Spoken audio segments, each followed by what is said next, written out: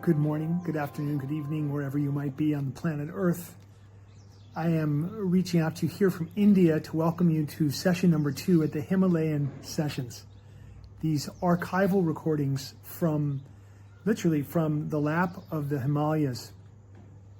Tonight you're going to be blessed with a satsang, a wisdom talk from Sadhvi Bhagawati Saraswatiji, revered spiritual teacher, extraordinary human being with such an amazing well of wisdom at her disposal. We're going deep into the archive tonight so you can come back with us in time to a timeless piece from 2017, from a Recovery 2.0 retreat to India, which we do every year.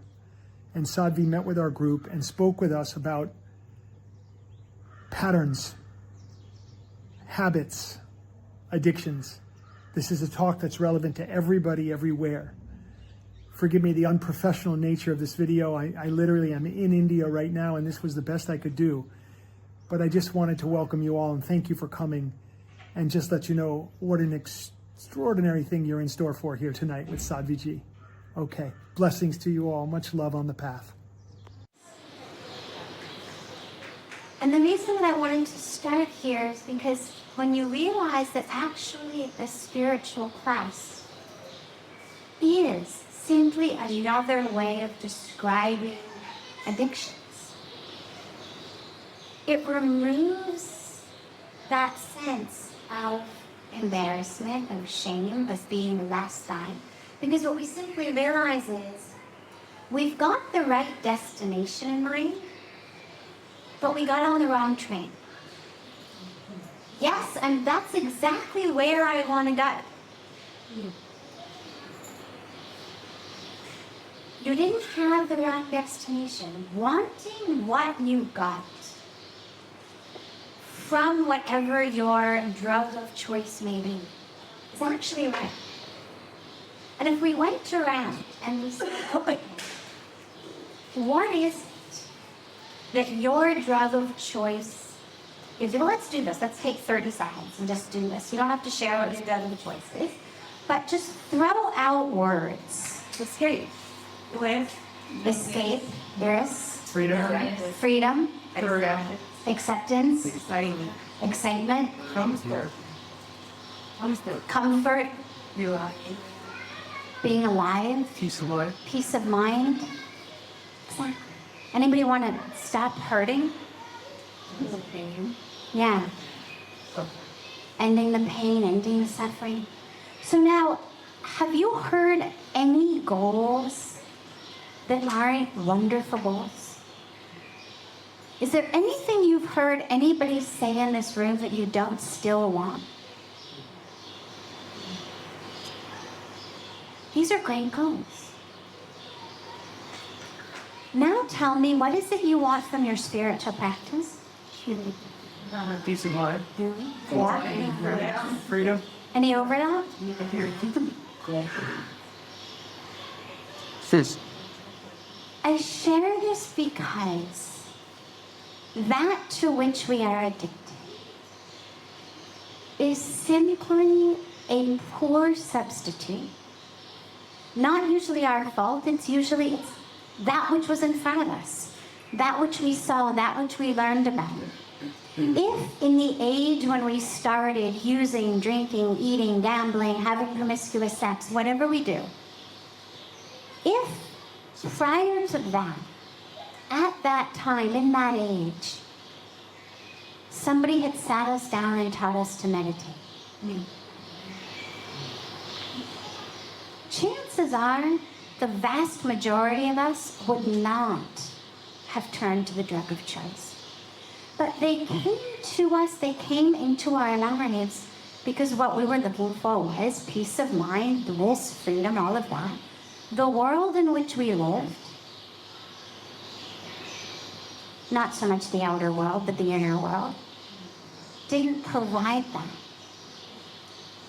And this is what came to us.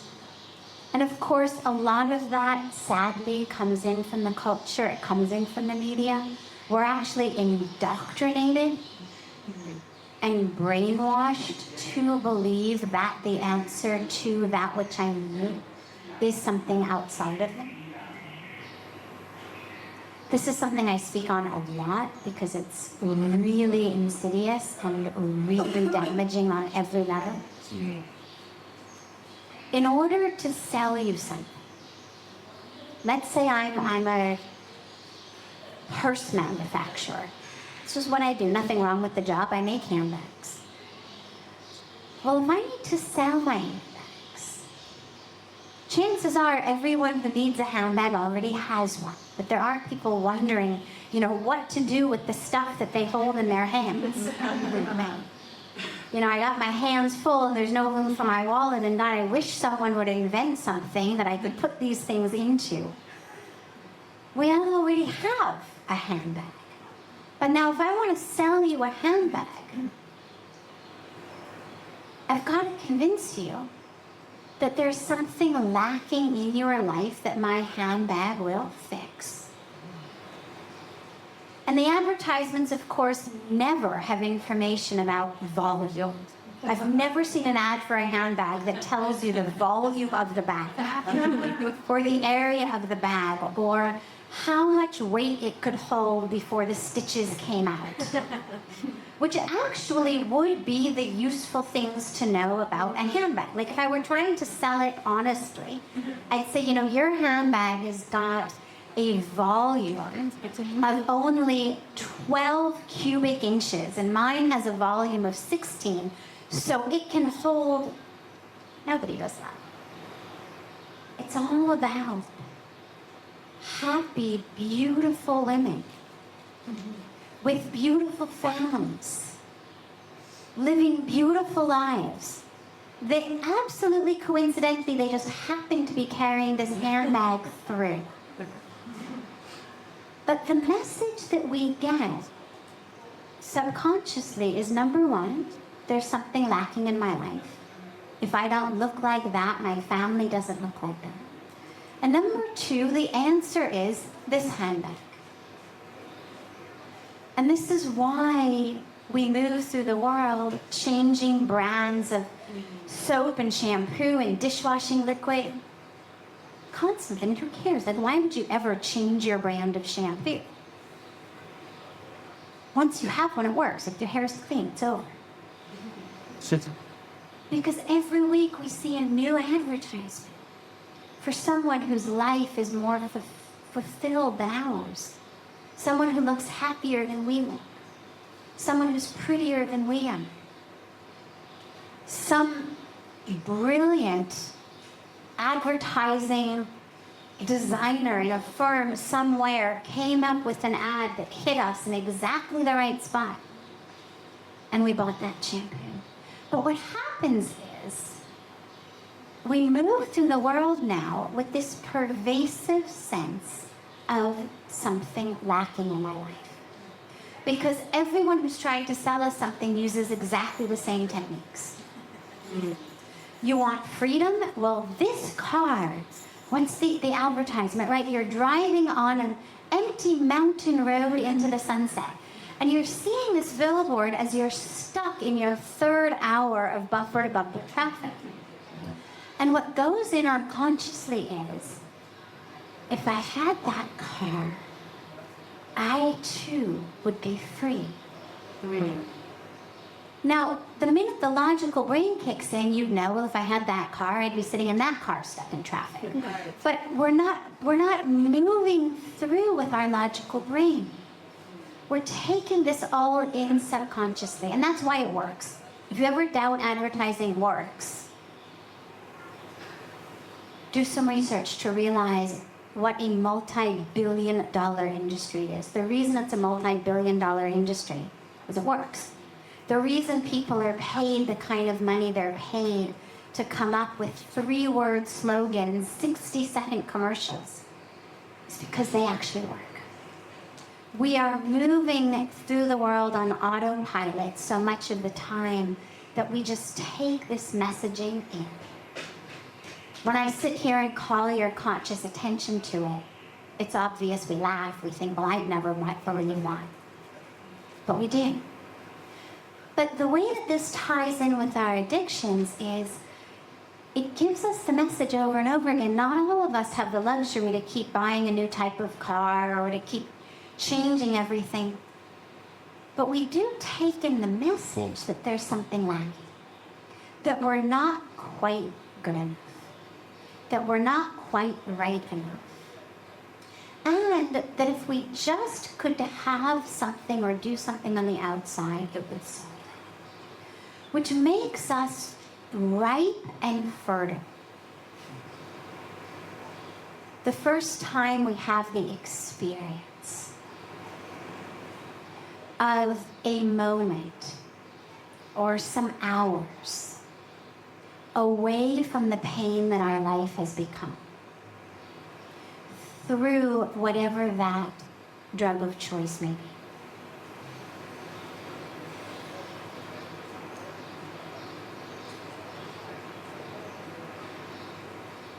And so when we experience it, we realize, wow, this is what I've been looking for. I'm free. I'm in bliss. I have peace of mind. Now, it's not real peace of mind, but it's the peace of mind that comes either chemically from external chemicals or literally from the neurobiology of what happens when we release endorphins in our own minds, in our brains. It actually sets us up to have that experience. Now we think,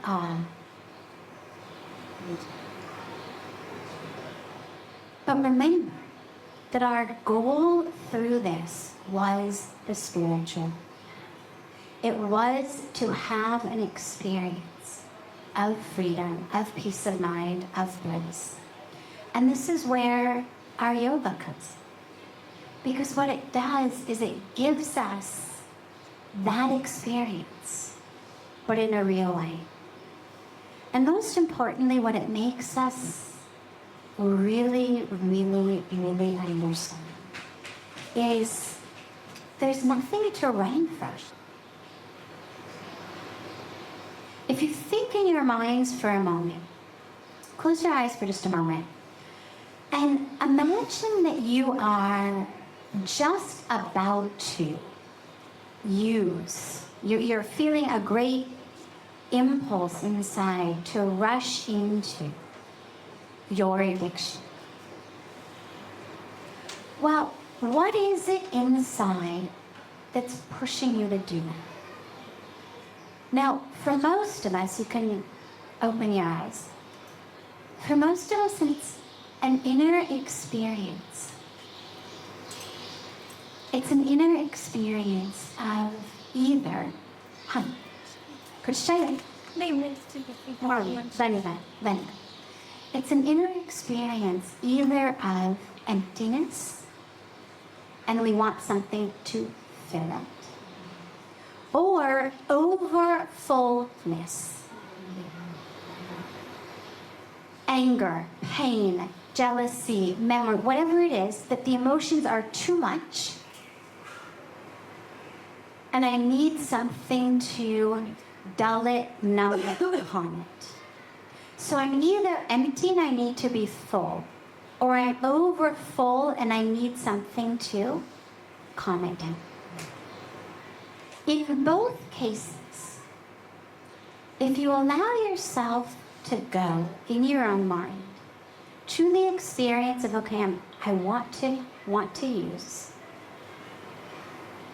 If I don't, what's going to happen? What's going to happen? What's your instinct? What's your immediate felt sense? Anxiety. There is anxiety, but what's the anxiety of? I'm nervous that. Fill in the blank. Missing out? Missing out on what? The experience? Of using? Well, I thought you said if we weren't going to. Well, so here's what I'm trying to take you to. Let's say you're just about to lose. There's that inner buildup, right? We all know it. The heart's racing. I've got to. Now imagine that you can't. You're not going to. So anxiety builds, yes. But what is it anxiety of? What's going to happen? Yes. I think it's fear of dying or then not surviving. Exactly. We're not going to survive because what's going to happen to us? And there's no right answer. I'm gonna go crazy. You're going to go crazy, yes. And I'll lose control. And when I lose control, I'll fall apart. Because feeling it. If you get bit by a mosquito when it itches, that may not necessarily be a trigger to use. Feel it, I understand, but I can handle this. It's just an itch. So feeling anything is not the problem. It's feeling that which. What's it going to do to us? It's going to kill us. It's going to overwhelm us. I'm going to drown in it. It's going to kill me, or it's going to kill the world around me. If I don't control myself, if I don't starve myself, my hunger is literally going to gobble up the world. I will eat the world if I don't stop. I will explode the anger in me, the pain in me. It will be such a volcano. It'll kill me and everything around me. And the reason it's so important to name this is you can't realize that it's not going to kill you until you know what it is you think is going to happen. We can only stare at our metaphoric demons when we know what they are. And the way that most of them lurk is very much like the Wizard of Oz. You're all familiar with not the whole thing, but like the end, the punchline. Right, so the wizard is not this enormous, towering figure that throughout the entire story we think he is. What happens? Toto pulls back the screen and it turns out this wizard is this tiny little guy with a projector. And this is what most of that is in our lives. It's something we've been through. Most likely something we went through as a child, simply because that's the time in our life when we're most impressionable. Not that it can't happen later on in life, but chances are it's rooted from that age. Most of that which hits us later in life, we have the wherewithal to be able to manage our way through. Most of it stems from stuff that happened early on. And the stuff that happens early on, because we are small, it has the experience of being towering. It has the experience of being all-encompassing. And whether it's something that came to us from outside, something that came from within, it's an experience of being bigger than we are. And so we spend our lives running from it. But what a spiritual practice has us do is face it. And what you realize the minute you turn around and face it is, oh, yeah, there's that abuse I suffered. Yeah, there's the abandonment I suffered. Yeah, there's that I suffered. Yeah, there's this I suffered. Or yeah, just there's this I learned, this habit I picked up. There it is. Yeah, I remember when I started doing that. I remember when I felt at that time why I started. But now suddenly it's this little wizard with a huge projector, rather than being the monster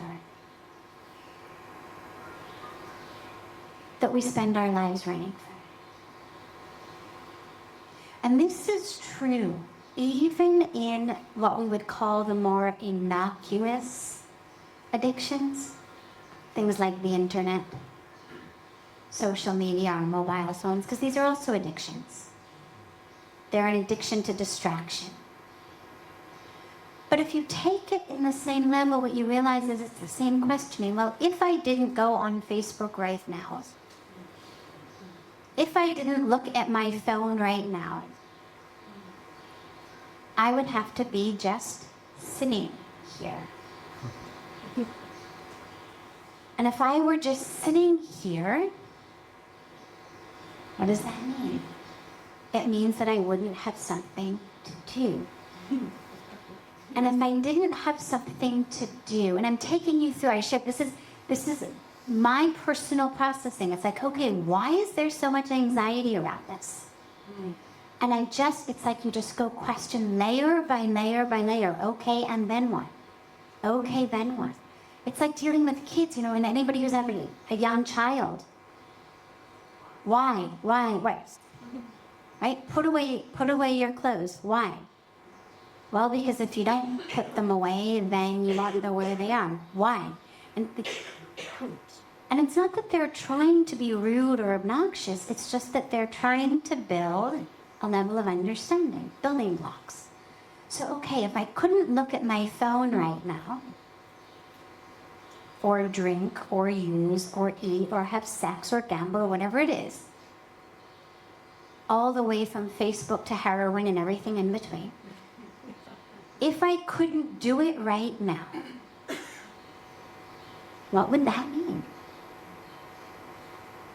I would just have to sit here. And I don't have something to do.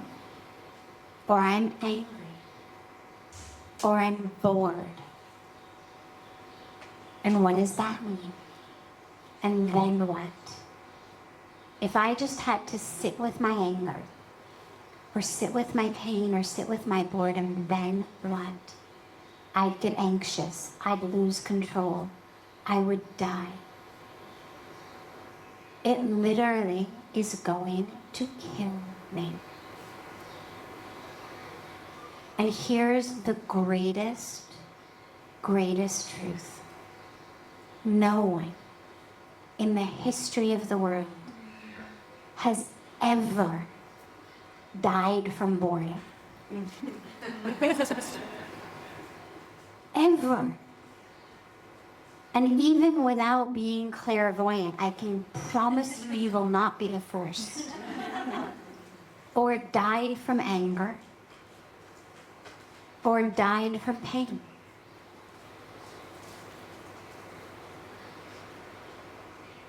What emotions do, they are like waves in the ocean. They come, they build up, and they build, and they build, and they build, and they build. And this is when we start figuring out where the nearest bar or fridge or whatever our choice may be is. It builds and it builds. The bar is closed. Oh my God, the supermarket's closed. Oh my God, it builds. It keeps building. It keeps building. It keeps building.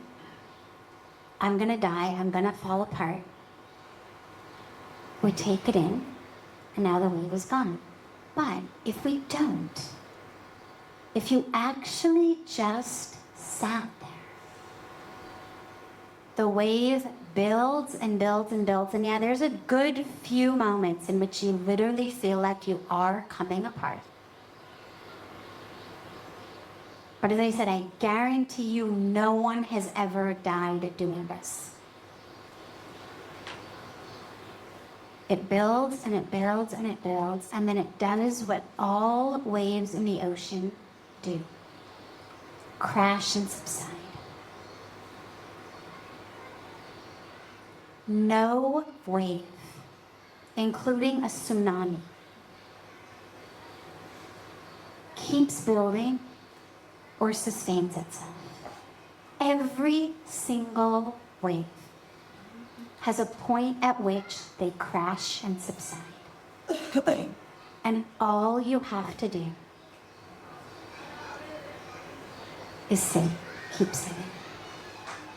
And if you've ever swum in the ocean, if you've ever played in the waves of the ocean, what you know is when the wave comes, There's really only two ways to beat it. We think we're beating it through our addictions, but of course we're not, because it only lasts a little while. I mean, even if it's something like LSD and you've got a good 10, 12 hours going, well, eventually it ends. And it's still only 10, 12 hours. And the pain and the anger or the boredom, it's still there. So whatever the drug of choice may be, we have to keep doing it. Now, when you're in the ocean, what you know is, when the waves come, you cannot actually outrun a wave.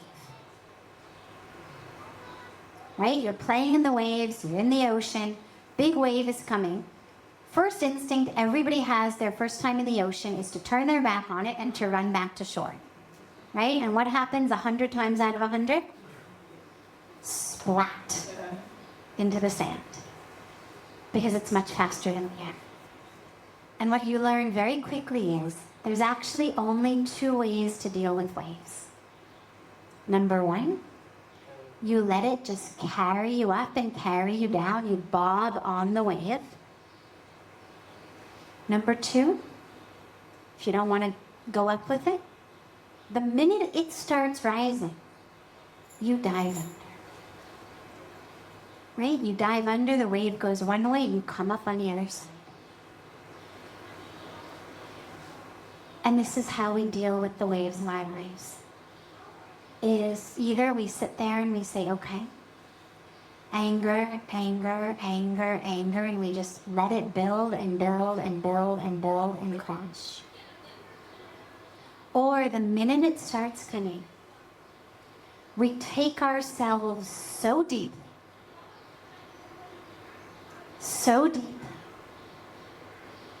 that we come up on the other side of the wave.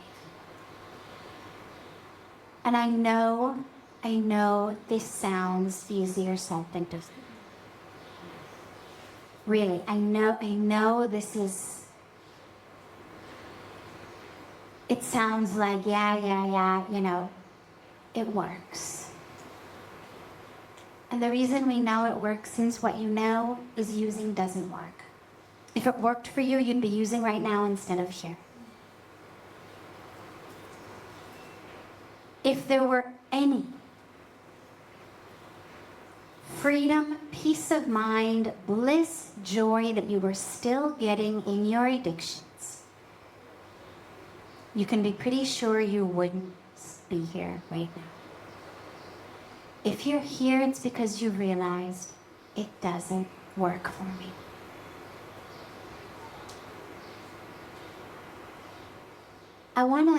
Before I open up for questions, I want to just share with you my personal story. Because I want you to know how possible this is. And I want you to know that even though it sounds easier said than done, it actually can be done just as simply. Simple doesn't mean easy.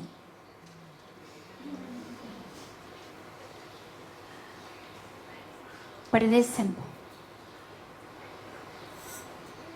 In real brief, but just to give the pertinent pieces, I was severely bulimic. I had been sexually abused as a child, ended up severely bulimic in my late adolescence, early university years. And of course, like many of you, I imagine, was highly functioning. I mean, I was at Stanford doing fantastically at the same time that I was really sick. And ended up in and out of many hospitals. In my last hospital, I was sharing a floor with other regular people who were gonna die. Like, it began with eating disorder units, and by the last one, it was one hallway, people with tubes and IVs in them, regardless of how they got there. And on one of my, I don't know, 4th, 5th, 6th day, whatever it was then, I was walking up and down the aisle and I looked at the woman in the room next to me who was 80, 90, very, very old, also with tubes in her, and I thought, oh my God, this is no longer cute. This is no longer my drama. This is no longer a cry for help. This is no longer about, he did this happened, why didn't you? Someone save me, someone protect me, someone tell me I'm okay. It was no longer about that. It was now about tubes and IVs and machines. Sadly, though, that knowledge was not enough. It was the first really important step, but it wasn't enough. It was enough to make me want to live and to take the whole thing very seriously. I was told in one of the hospitals I was in, when I left, I was told, you will always be bulimic. This will always be, the words they used were, a devil on your shoulder. You may be able to stop the behavior, but this is something you will be fighting for your life. And I believed it. I mean, I was 22, 23.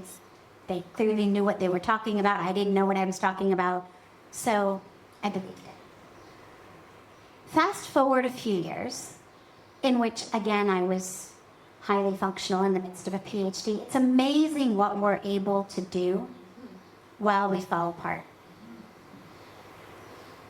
But actually, let me go back to another detail. For me, the disease was about the throwing up. I was drinking gallons and gallons and gallons of water just to have something to throw up.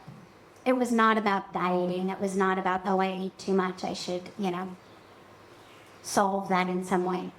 It was all about, if I feel these feelings, which create so much anxiety, I will lose control, I will die. I therefore have to vomit them up. And what happens is, literally neurologically, there is such a rush of endorphins from that the physiologic calm that comes in the wake of whatever our drug of choice is was so much that it literally made me feel like, yes. Fast forward a couple of years, I come to India. Long story, different story, but I came literally just traveling. I was not searching or seeking. I had a backpack and a semester off of a PhD program and was traveling. I'm sitting in front of Sadhvi-ji for one of the first few times. I've been here just for a few days. Again, a beautiful story, but a different story. And I asked him about fear.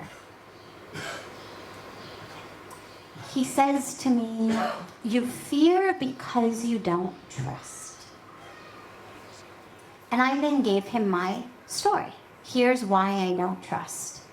Which, in addition to the abuse, involved abandonment and the whole picture.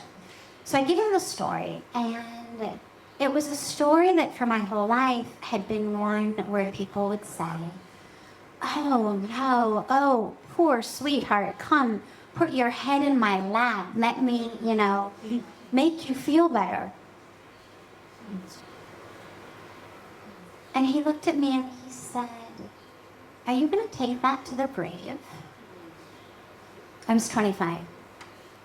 I said, no, of course not. And he said, well, are you going to give it up a week before you die? I said, no. He said, how about a month before you die? And I'm thinking, does he mean I'm going to die soon?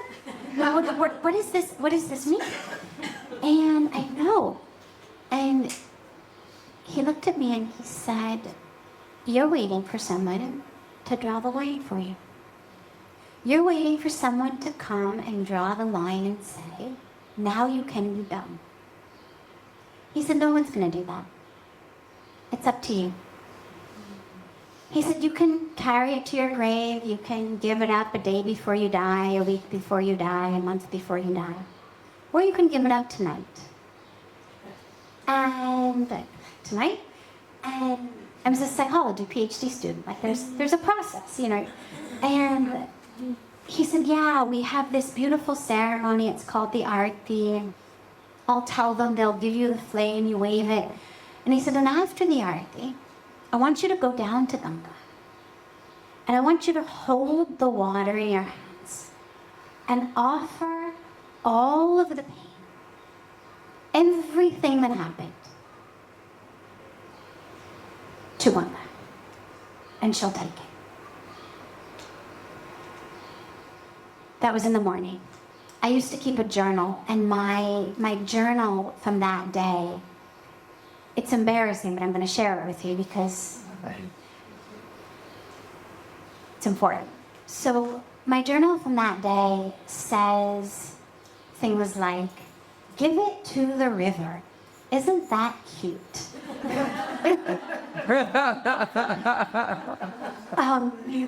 I mean, to me, it was just, it was so quaint.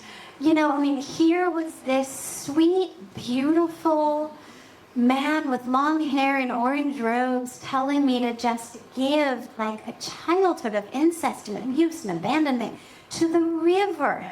And that she was just going to take it from me. And that was so sweet. But of course, it was, you know, useless. And I kept writing about how thankful I was that I came from a world where we really understood the importance of process.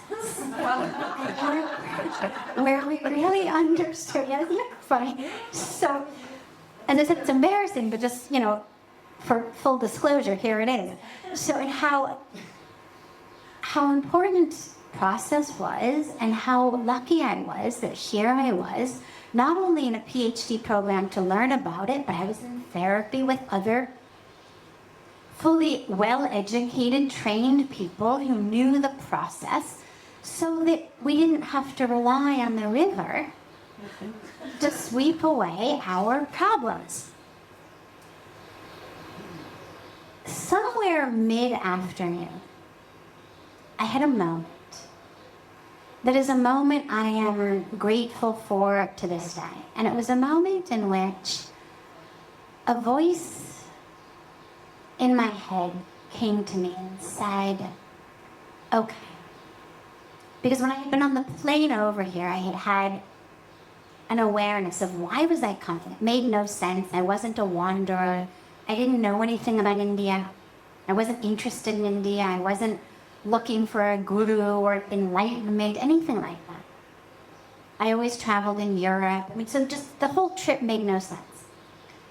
And so I had taken a vow that I was going to keep my heart open. And I had a moment that afternoon in which I remembered the vow. And I said, all right, as crazy as it sounds, as utterly sweet and precious but useless as it sounds, maybe this which has been told to you is the reason it came. And I took a vow that afternoon, simply that I would do what he said with sincerity. I knew it wouldn't work. I knew there was no point. But that out of respect for this incredible leader in whose presence I had sat and who had told me this very, very sweet, but in my mind, very shallow and sort of silly thing, but out of respect for him, I would do it with sincerity. And so I did. And I did the arati, and after the arati, I went in the river, and I held the water in my hands. And I stood there. And I have no idea how long I stood there. But I cried and I cried and I cried. And I stood there and I stood there and I stood there. And I literally pulled out of every corner of my being every piece of pain that I could find. Everything I was running from, the worst of the worst. That which I always thought would kill me. I pulled it out and into my hands. And off it. And what I can tell you 20 and a half years later is it worked. I didn't believe it had worked right away.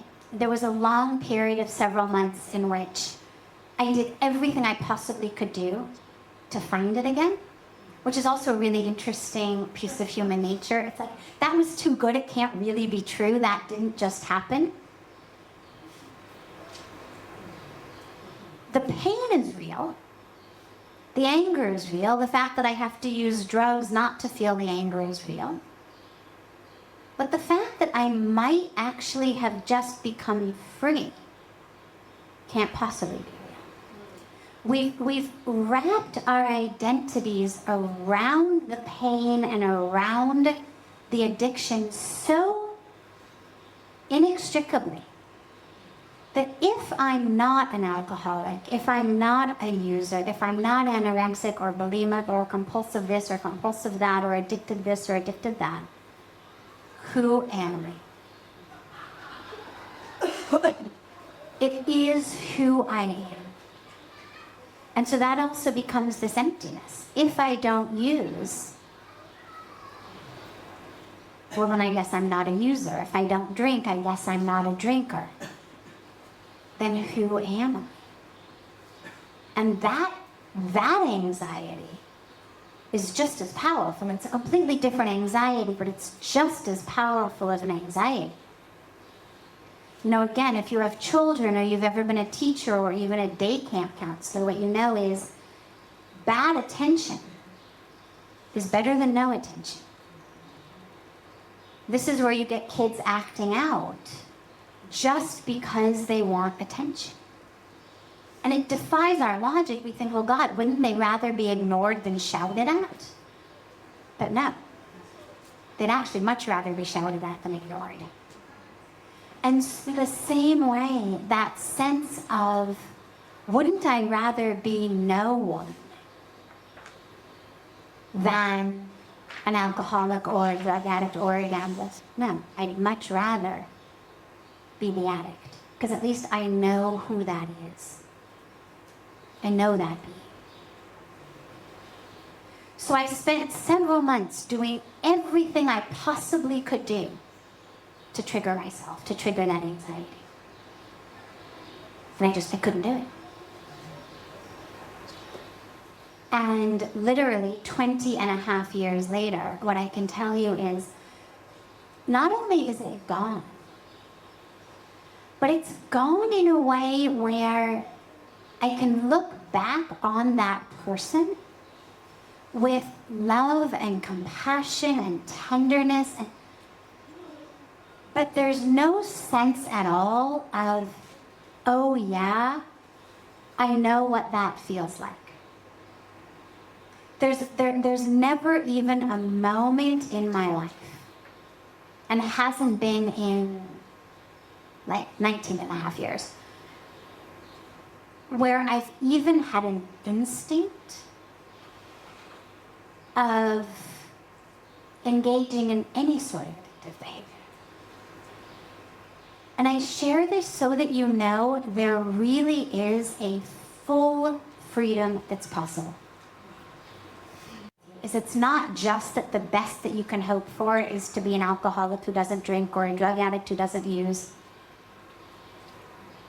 or a gambler who's not gambling. But really what is possible is such complete freedom that there is no anxiety that leads you to have to use. It's not that I'm not nervous about things ever. There's certainly things that happen in my life. I've been on, turbulent airplanes. I've been in positions where you're going to miss a flight. I mean, things happen in life that make you anxious. Relationship issues, family issues, work issues, so much comes up.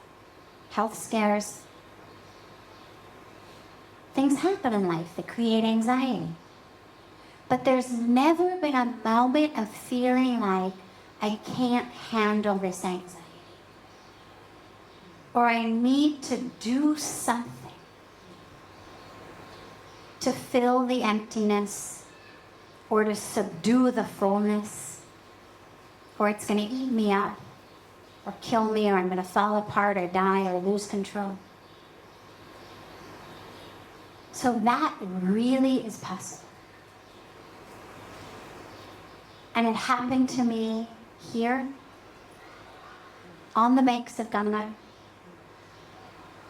with no process. I mean, I never went back into therapy. It wasn't like, oh, well, I've got to finish this piece or that piece or this or that.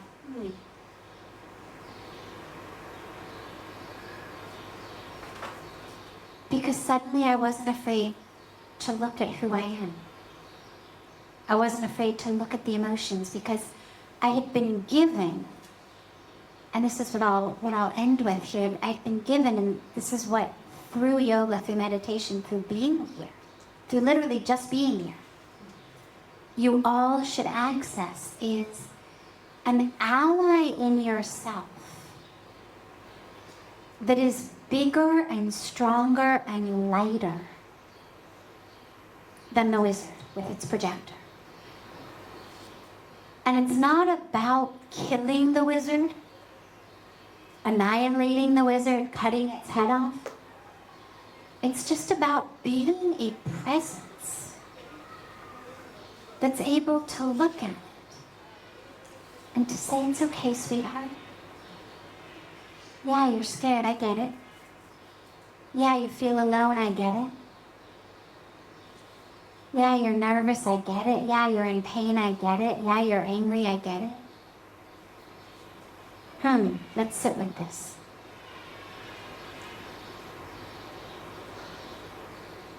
Like a parent taking a child throwing a temper tantrum into your arms. You don't have to buy him everything he wants. Yeah, he's my kid. He's gonna scream on the floor of the store for a while. But eventually he'll stop. What he really just needs is to be held. You pick him up and he's flailing his arms all over the place, but eventually you're able to calm him down. And then, of course, the anger becomes tears, which is what the flailing is all about anyway. But tears are just tears. And just like nobody's ever died of boredom or anger or pain, nobody's ever died of tears. And so then the tears come, and we realize, wow, yeah, I'm crying, but I'm still here. I haven't disintegrated, I haven't fallen apart, I haven't exploded, I haven't consumed the world. The glue that holds me together has not dissolved. I'm still here. And what you are able then to access is an ally in the self who's able to hold, who's big enough and spacious enough to be a container for some anger, for some pain, for some bad memories, for some unfulfilled expectations,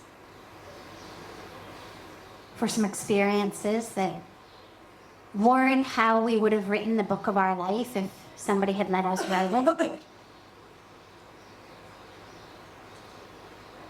But here we are. And there's space to contain all of that. And that's the I that you can start identifying with, because that's within you. That is you. And while you're here, try to find that. try to find that ally. So that instead of becoming one with the anxiety, instead of becoming one with that, adrenaline rush of I've got, become one with the one who's watching the temper tantrum happen. Yeah, it's happening. It's not about stopping it. It's about watching.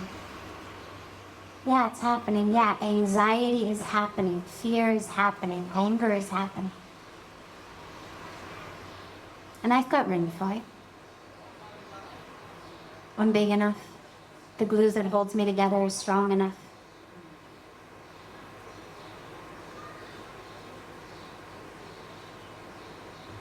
I can look at it and still be here, which means it's not going to kill me. And the minute that happens, literally like the wizard, its power shrivels. And actually that's when real healing can take place. Because until we can look at whatever it is that's driving us into addiction,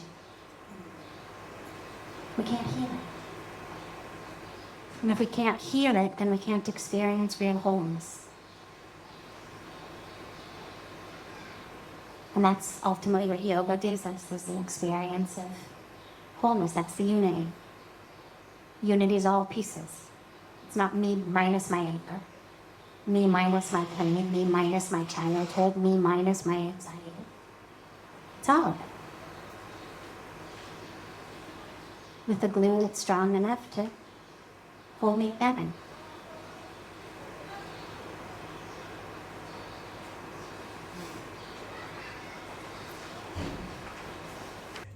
Did I tell you that was going to be extraordinary? How about the way that she unpacks addiction and understanding it from a whole new perspective? So valuable. Thank you, Sadhvi-ji, for joining us tonight, and thank you to all of you for joining us. If you could, bring your palms together at the heart center, and we'll say a little prayer. We do this prayer at the end of all of our Recovery 2.0 gatherings, and I'd love to share it with you now. Take a deep inhale. Universe, put us in the places you want us to be, with the people you want us to be with, and doing things you want us to do. Thank you for the joys and challenges of our lives. Amen, Satnam, and Namaste. Blessings to all. If you want to learn more about our work at Recovery 2.0, see more things like these Himalayan sessions and many other things, come and check us out at r20.com. So much love to you wherever you are. Blessings.